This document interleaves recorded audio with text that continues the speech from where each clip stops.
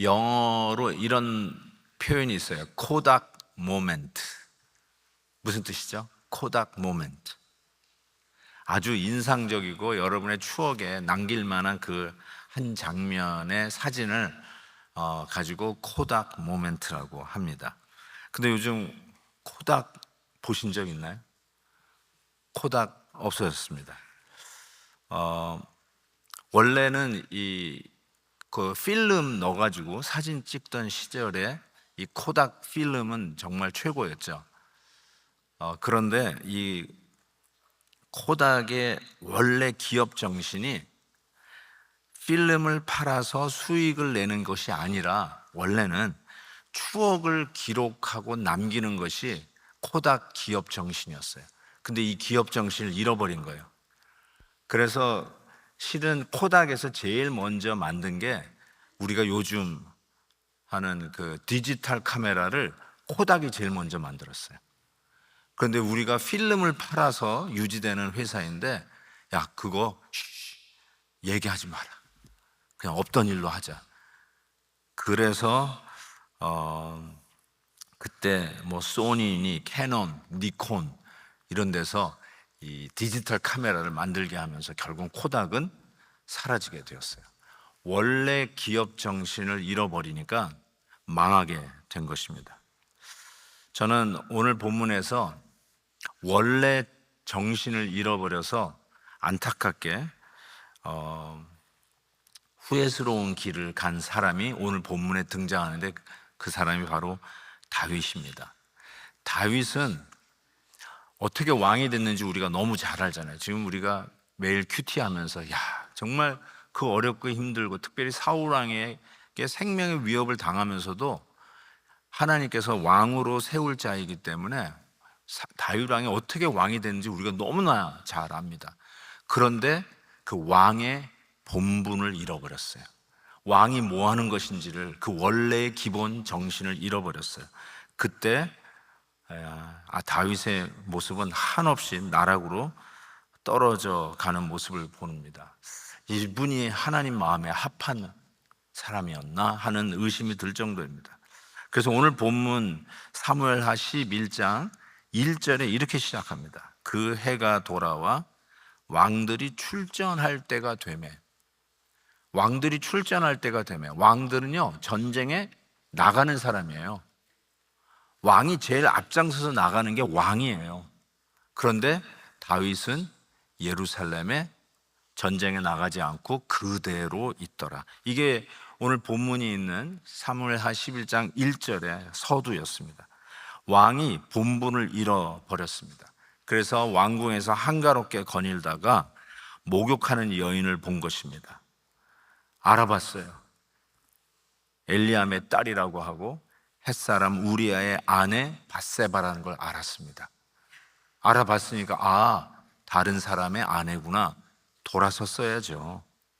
내가 뭐 하는 거야? 정신 차려야지.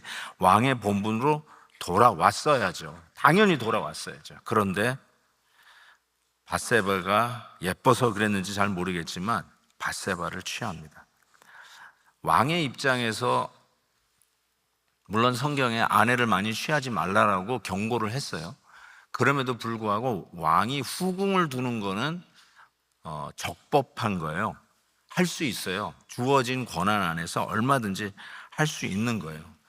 뭐 죄송한 표현이지만 여자가 없어서 밧세바를 취한 게 아니라고 생각이 듭니다. 여러 가지 이유가 있었겠지만 어쨌든 선을 넘지 말아야 하는데 선을 넘고 말았던 이 왕의 왕됨, 왕의 왕다운 모습을 잃어버린 다윗의 전락, 다윗의 falling, 떨어짐을 우리가 오늘 보게 됩니다.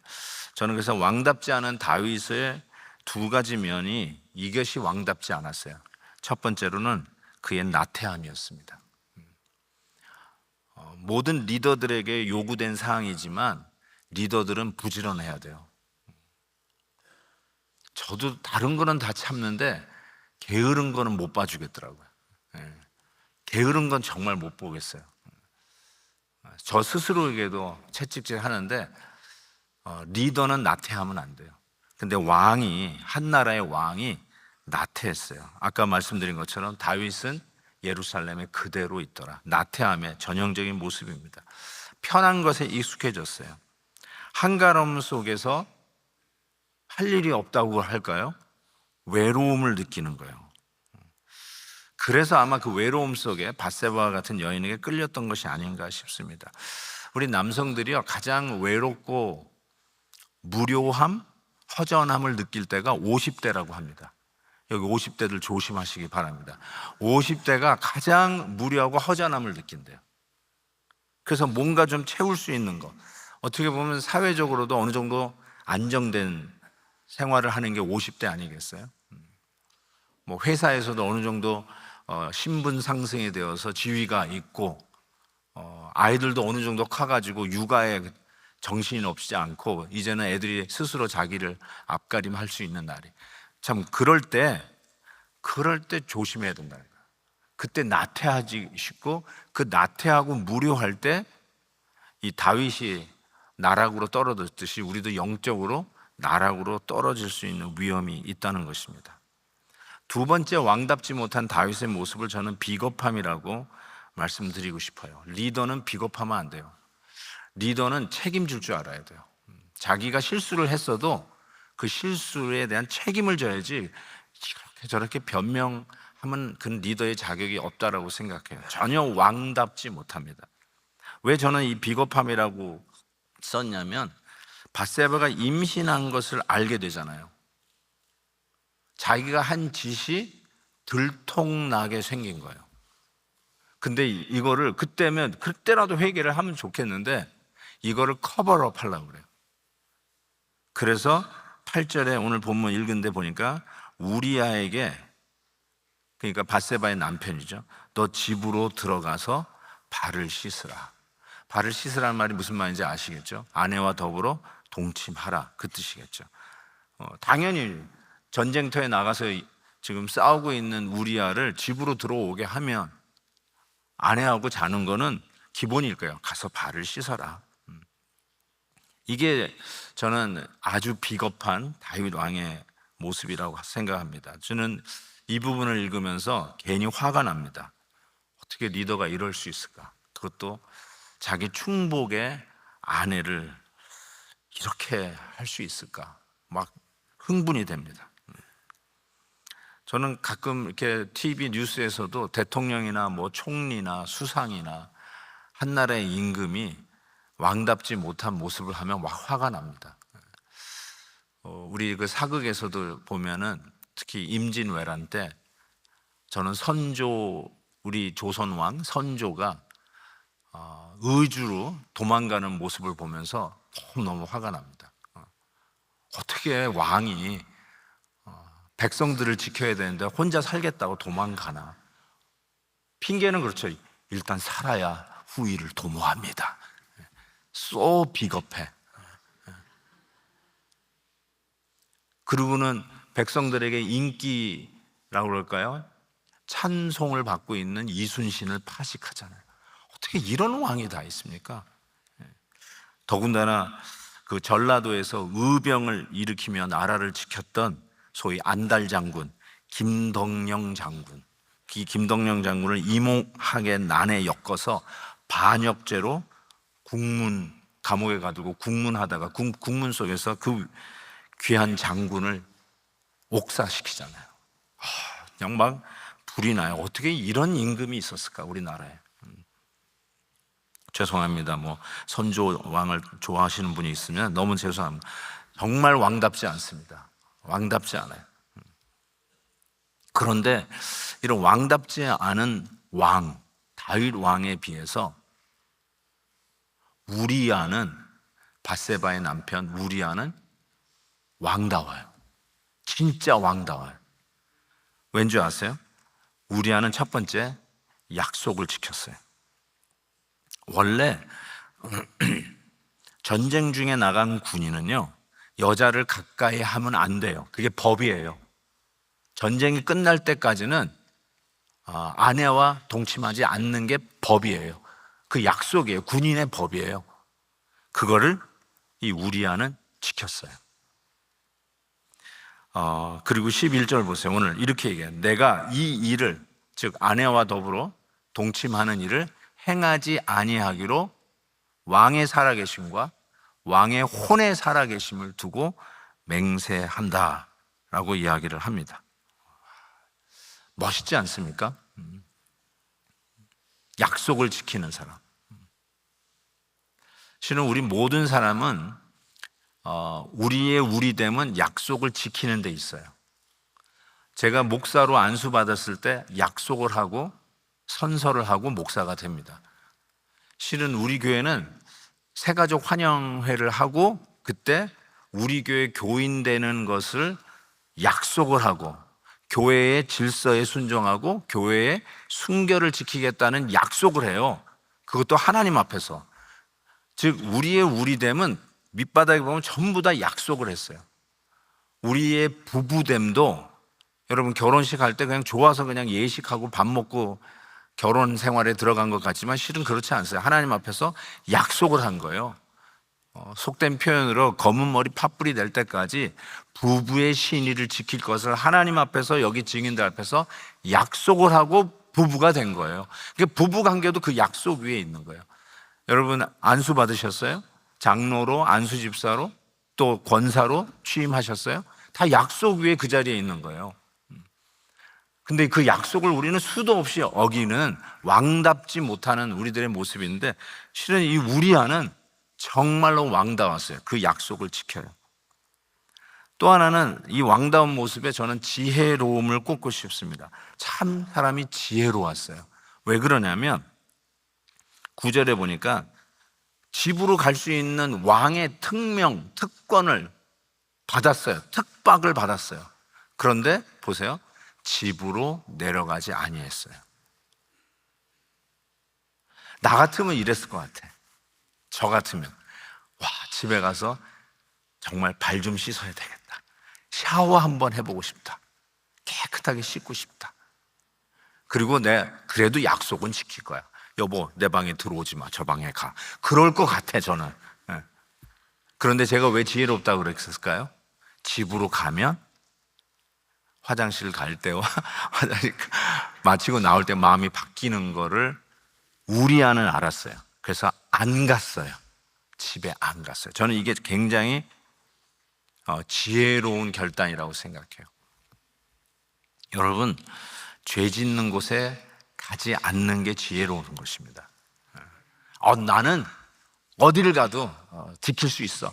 그래가지고 뭐 고고장에 가고 뭐 술집에 가고. 여러분, 나는 그래도 정절을 지킬 거야 그러고 그런 데 가고 그러지 마세요. 안 가는 게 지혜로운 거예요. 친구를 삼가 잘 선택하십시오. 가십하는 무리에 가지 마세요. 나는 거기 가서도 난 가십 안 할 거야. 그러지 마세요. 가지를 마세요. 거기에 어울리지를 마세요. 그 결단하실 수 있어야 돼요. 그게 지혜로운, 그게 왕다움이에요. 특별히 리더들은 그렇게 해야 돼요. 우리 목사님들 특별히 그렇게 해야 돼요. 그 자리에 가지를 마셔야 돼요. 제가 이렇게 입고 고고장에 가면은 할렐루야 그럴 것 같으세요? 우리 성도님들이 보고 우리 목사님 이야 저렇게 입고 고고장에 나타나 그러면서 찬양을 하고 대단하게 생각해요. 아니요, 안 가는 게 맞는 거예요. 안 가는 게. 제가 왜 흥분하는지 모르겠는데 어쨌든 지혜로운 거는 안 가는 거예요. 그 집에 가지 않는 거예요. 세 번째는 제가 이렇게 써봤어요. 말이 잘 떠오르지 않아서 그냥 영어로 썼는데 동역의 accountability. 동역의 묘미를 아는 게 왕다운 거예요. 혼자 할 수 없어요. 같이 해야 돼요. 어떻게 제가 이 동역의 accountability를 알게 되냐면 9절에 보니까 집에 안 내려갔다고 그랬잖아요. 이렇게 돼 있어요. 왕궁 문에서 그의 주의 모든 부하들과 더불어 잔지라. 안 간 정도가 아니라 혹시 밤에 화장실 간다고 깰 수 있잖아요. 그러면서 왜 왕이 허락했는데 집에 가서 따뜻하게 자야자고 갈 수 있잖아. 그런데 부하들과 같이 잤어요. 어카우너빌리티를 줄 수 있는 믿음의 친구들과 같이 있었어요. 동역자들과 같이 있었어요. 내가 연약할 때 붙잡아 줄 수 있는 동역자들이 있어요. 너 그러면 안 돼. 하는 기도의 동력자들이 옆에 있었던 거예요. 친구야, 그렇게 하면 안 되지. 여기 있어. 같이 어카너빌리티를 줄 수 있는 동역자들이 있어야 돼요. 그래서 저는 너무나도 왕다운 우리아를 보게 됩니다. 오늘은 우리가 선교사를 파송하는 날입니다. 선교사 파송식의 웬 본문인가 싶습니다. 어떡하겠어요? 오늘 큐티인 본문인데. 저는 그런데 오늘 묵상하다가 이렇게 와 닿았어요. 선교사로 나간다는 것은 왕다운 우리 성도를 선교 현장으로 보내는 것이라는 생각이 들었어요. 왕다워야 선교사가 될 수 있습니다. 왕다워야 돼요. 그리고 실은 우리 성도들은 왕다워야 합니다. 그게 성경의 요구예요. 베드로전서 2장 9절에 보면 오직 너희는 택하신 족속이요. 잘 보세요. 왕 같은 제사장들이. We are 왕 같은 제사장. 우리는 왕다워야 할 성도들이라는 거예요.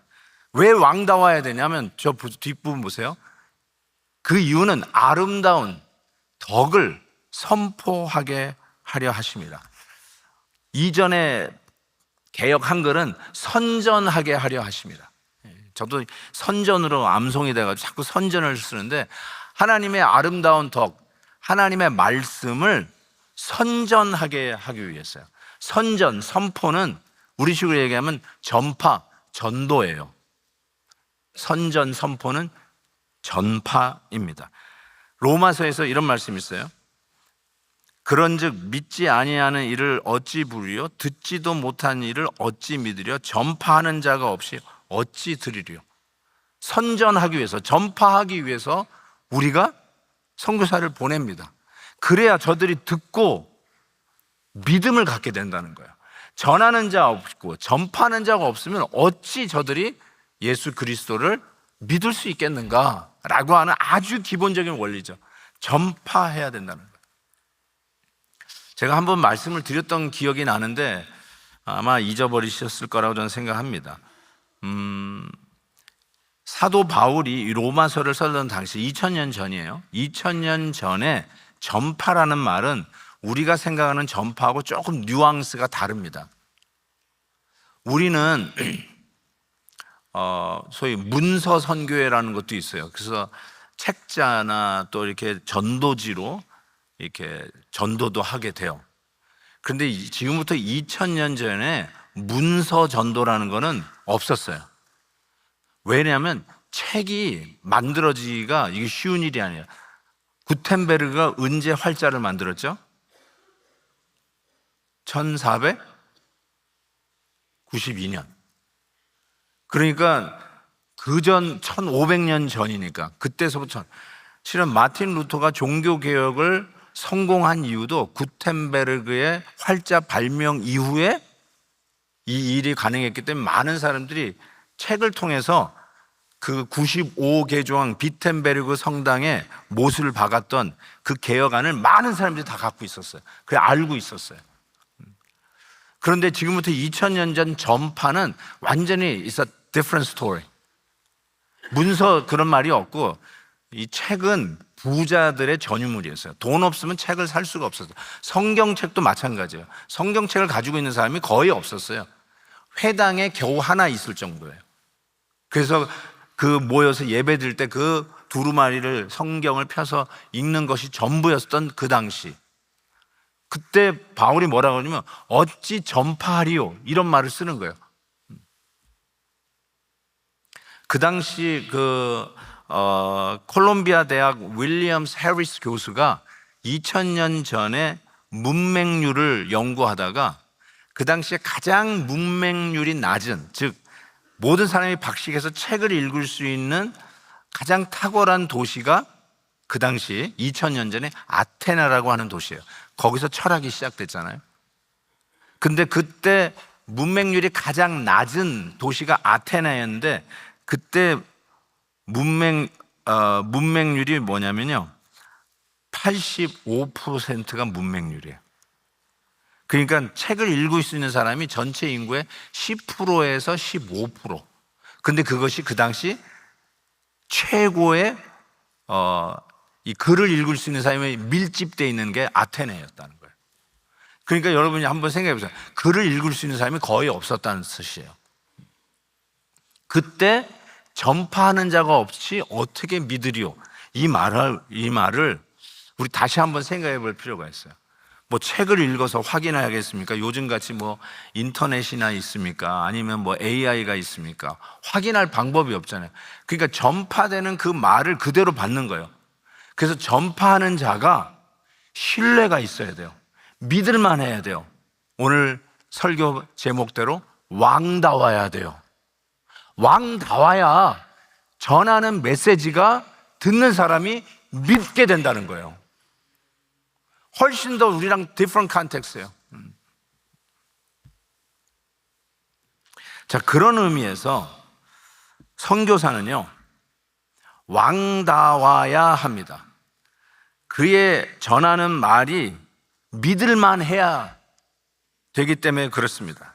복음의 객관성과 말씀의 권위를 지키기 위해서 선교사는 왕다워야 하고, 그래서 왕다운 선교사가 전파하는 아름다운 덕을 선전하기 위해서 전하는 그 메시지가 듣는 사람들 알고 저분이 말하면 맞는 말이야, 이런 신뢰감을 가져야 된다는 것이죠. 그래서 사도들의 권위를 이어받는 자, 그들이 바로 복음을 전하는 자가 되어야 한다는 것이죠. 디모데후서 3장에서는 너는 배우고 확신한 일에 거하라. 너는 내가 누구에게서 배운 것을 알라라고 했어요. 사도들의 말씀의 권위 위에 서 있기에 전도자는 사도들을 통해서 우리에게 전해준 메시지를 신뢰 있게 왕다운 인격 속에서 전하는 자가 되어야 한다는 뜻이겠죠. 두 번째로는 교회는, 그렇다면 우리가 선교사를 파송하는 교회는 이런 왕다운 전령들을 선별해서 세계 방방곡곡에 보내는 역할을 하는 것, 이것이 바로 교회의 역할이라는 거죠. 아멘입니까? 그래서 오늘 왕다운 우리 집사님을 세워서 캄보디아의 선교사로 파송하게 된 것은 얼마나 하나님이 우리 교회에 주신 축복인지 모르겠어요.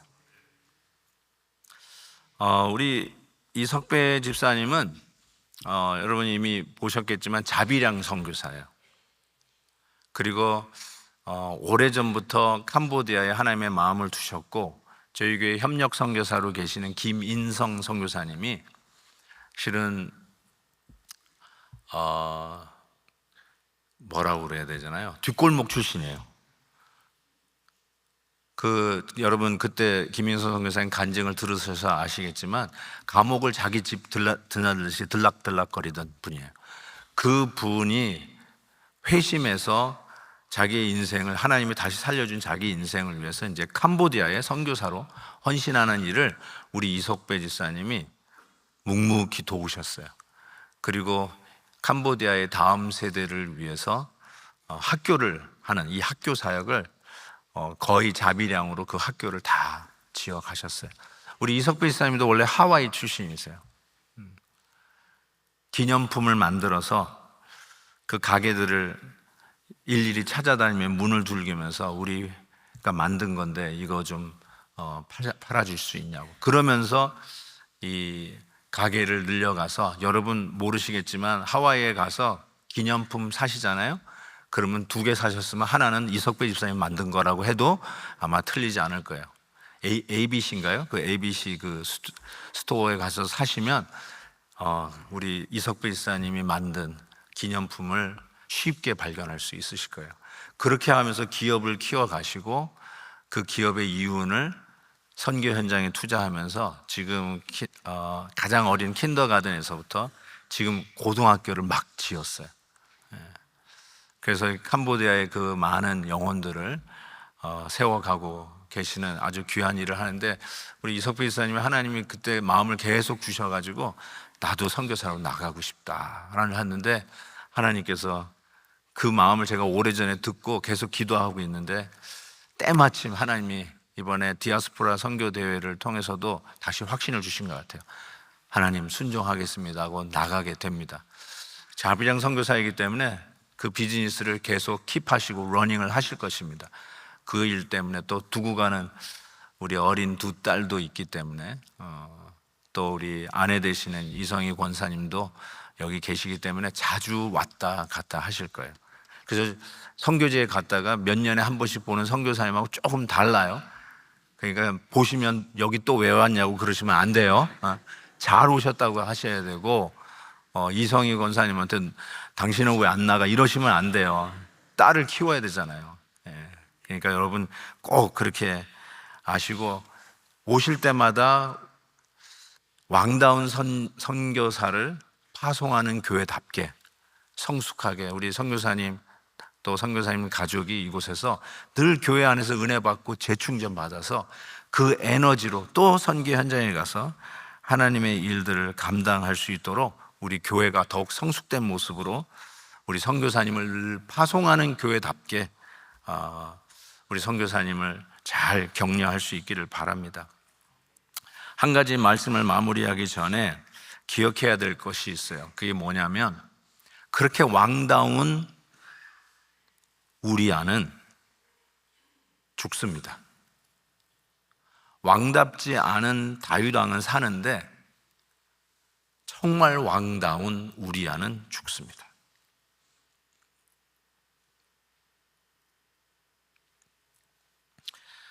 뭘 우리가 가르쳐 주냐면요, 오늘 본문은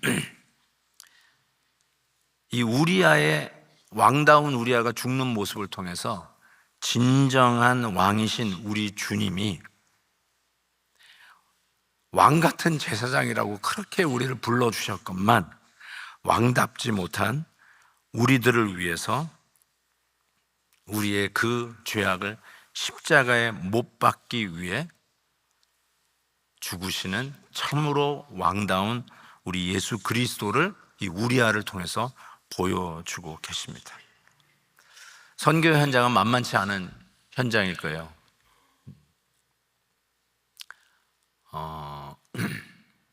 그 나라 그 백성을 위해서 가잖아요, 선교사님들이. 근데 선교사님들이 제일 실망스러운 것 중에 하나가 그 백성이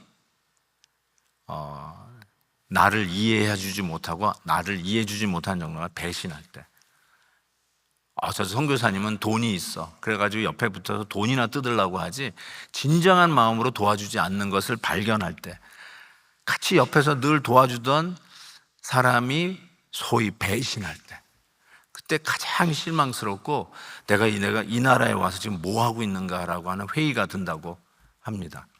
만만치 않아요. 선교사님 왔다고 뭐 도와주고 뭐 간 빼주고 뭐 다 빼주고 이런 게 아니라 어쩌면 그냥 이용하려고 하는 배신자들도 주위에 있을 수 있어요. 그때 꼭 기억해야 될 게, 이게 바로 예수님이 왕답지 않은 나를 위해서 십자가에 죽으신 모습을 기억하고, 내 삶이, 선교자의 삶이 내가 원하는 삶이 아니고 실망시켜주는 삶이 있다 할지라도, 우리 딸들도 같이 앉아 있었구나, 그래도 진정한 왕 대신 예수님 생각하고 선교 현장을 지키는 겁니다. 이런 표현이 있잖아요. 디즈니랜드 주인의 아들은 If your father is a owner of Disneyland, 집 앞에 놀이터에 있는 그네 가지고 싸우지 않는데요. 맞아요? 안 싸워요. 야, 너 가져 그래요. 네가 그네를 가지고 놀. 나는 우리 아버지 디즈니랜드 가서 청룡열차 타면 돼, 롤러코스터 타면 돼. 그네 가지고 안 싸워요. 저는 우리 성도들은 왕 같은 제사장이라는 말은 우리 주 예수 그리스도의 왕 같은, 아니 왕이신 그 주님이 나를 사랑하시고 나를 위해서 십자가에서 죽으신 그분을 갖고 계세요. 그래서 왕답지 못한 삶의 현장이 우리 안에 있다 할지라도, 왕답지 못한 동역자들이 나를 실망시킨다 할지라도, 실은 우리는 너무나도 왕답지 못하잖아요. 우리 뭐뭐답다라는 말 많이 쓰죠. 목사답지 못하고, 장로답지 못해. 장로가 장로답지 못해. 그런 말 우리 쓰잖아요. 집사님이 집사님답지 못해.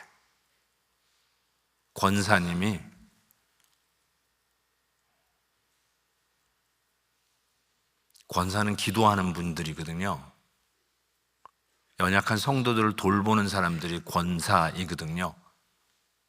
근데 권사답지 못해. 우리 그런 말 많이 하잖아요. 남편답지 못하고, 엄마답지 못하고, 아버지답지 못해. 우리는 정말 답지 못한 투성이에요. 그런데 진정한 왕 대신 예수 그리스도가 우리의 답지 못한, 정말 왕답지 못한 우리들을 위해서 십자가에 죽으셨다는 그 엄청난 은혜 속에 살아가요.